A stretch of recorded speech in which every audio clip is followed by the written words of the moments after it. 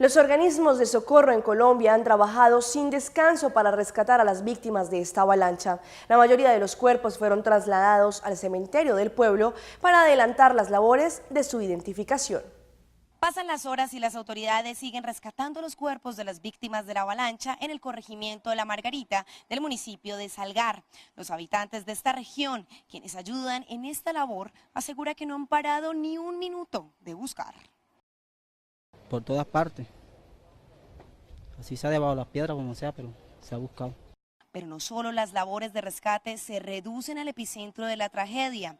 Todo el suroeste de Antioquia se movilizó para ayudar a esta labor. Peñaliza está a 30 minutos de Salgar y allí encontramos voluntarios rescatando cuerpos. Señor, ¿cómo está la situación?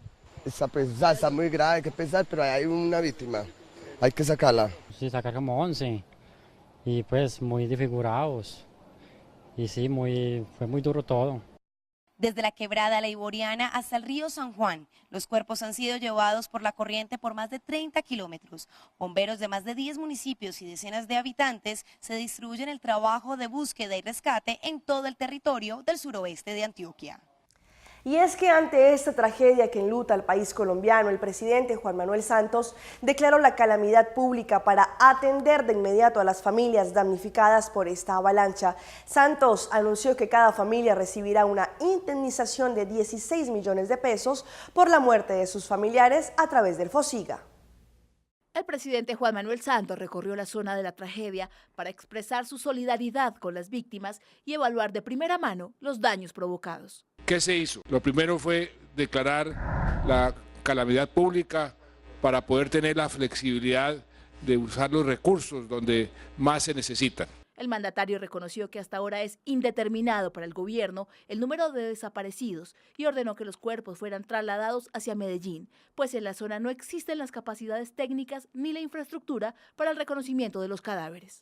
Cada víctima recibirá 16 millones de pesos a través del FOSIGA.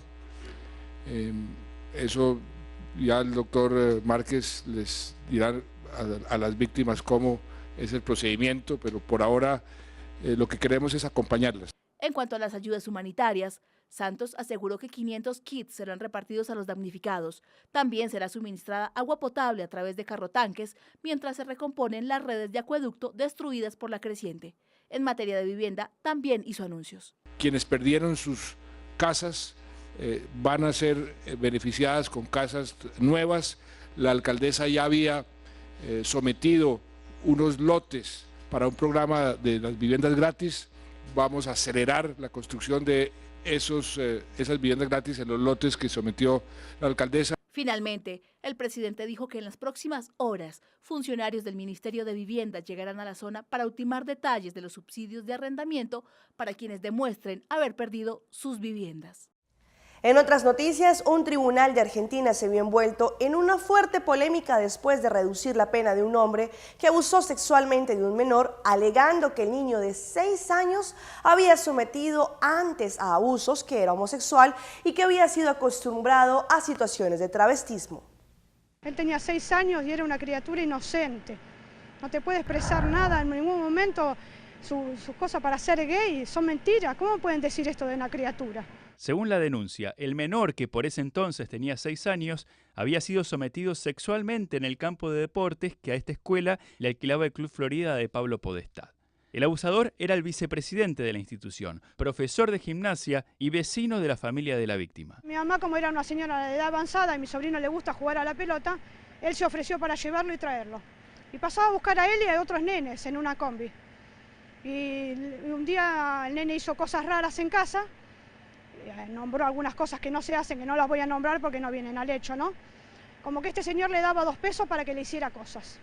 Relacionadas con un acto sexual. Exactamente, que le tocara las partes íntimas. Entonces cuando él se presenta el mismo día en la casa de mi mamá sale y el nene sale también y cuando lo ve el nene se orina encima y se hace para atrás. Por este hecho, Mario Tolosa fue acusado en 2010 por abuso sexual gravemente ultrajante y condenado a 6 años de prisión.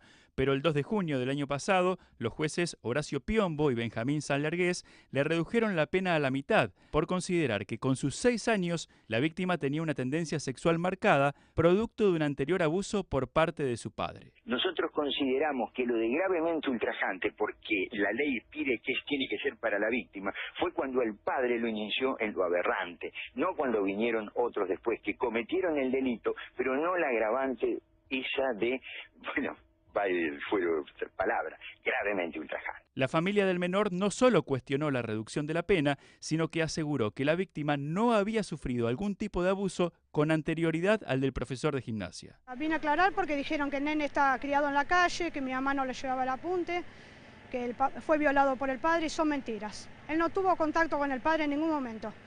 El nene queda en brazos de mi mamá cuando tenía 4 meses. El padre estuvo preso todos esos años por violación, pero no por violar a mi sobrino. Los fiscales de casación Jorge Roldán y Carlos Altuve recurrieron a la Corte Suprema bonaerense para que se vuelva a respetar la condena de primera instancia, lo que podría llevar a Tolosa nuevamente a la cárcel. En el recurso se consideró que el razonamiento por el cual habían llegado a la disminución de pena y cambio de calificación era un razonamiento absurdo, que no tenía fundamento, y bueno, ahora la Corte decidirá en forma definitiva esta cuestión.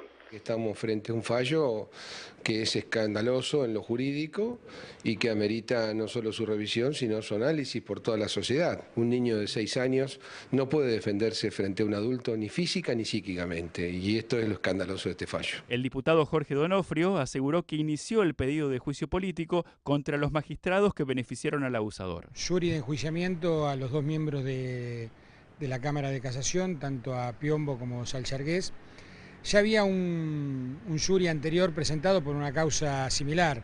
Esperemos que el jury de enjuiciamiento realmente aborde con la celeridad que debe abordar estos casos, y yo realmente tengo la esperanza que antes de fin de año estos 2 jueces sean separados de su cargo. Más allá de todo, violó a una criatura de 6 años.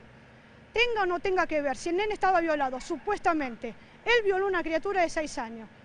¿Es justo que esté en la calle? En Paraguay, un motociclista falleció luego de ser embestido por un vehículo que iba guiado por un menor de edad que, además de no estar habilitado para conducir, lo hacía bajo los efectos del alcohol. El hecho ocurrió en la mañana del domingo en pleno centro de San Estanislao. La víctima, identificada como Benjamín Aquino, circulaba con su motocicleta sobre la avenida Zoilo González cuando fue violentamente impactado por un automóvil que se desplazaba a alta velocidad, según se observa en las imágenes captadas por una cámara de circuito cerrado. El vehículo era guiado por un joven de solo 17 años, que además dio positivo a la prueba de alcotés. Según el informe que estamos teniendo, era un menor de 17 años de edad y está consumiendo bebida alcohólica. Esto digo, era porque hay pruebas, se hizo la prueba del alcotés y dio positivo el alcohol. ¿Se encontró inclusive conservadora con cervecita? Se encontró positivamente, ¿verdad?, la tita de cerveza más conservadora en su vehículo. El menor, que fue liberado horas más tarde, fue imputado por la Fiscalía por homicidio culposo. Es el momento de una pausa comercial, pero no se despeguen porque ya regresamos con más información aquí, en Pulso Latino. En breve. De nuevo, una mujer en República Dominicana es víctima de las cirugías estéticas. ¿Será que el Tigre Falcao dejará al Manchester United? Detalles al final de la emisión.